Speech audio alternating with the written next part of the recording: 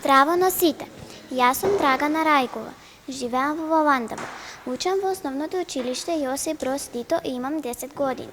Денеска ќе ви ја раскажам првата книга од серијалот Мистериозните случаи на Енола Холмс. Книгата е наречена Исчезнатиот Маркиз. Во оваа книга станува збор за помладата сестра на Шерлок Холмс. Сигурно го знаете Шерлок Холмс, нели? Познатиот детектив од Лондон. Неговата сестра се вика Енола Холмс. На 14-тиот роден ден на Енола ќе исчезне мајка ѝ. Таа ќе ја бара насекаде, но нема да ја најде.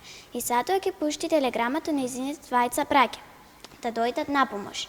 Действието во оваа книга се случува во минатото, во домот на Енола, во возот, во градот Лондон и на други места. Главни ликови во оваа книга се Енола, Шерлок Холмс, Мајкрофт Холмс, Лейн и госпоѓа Лейн.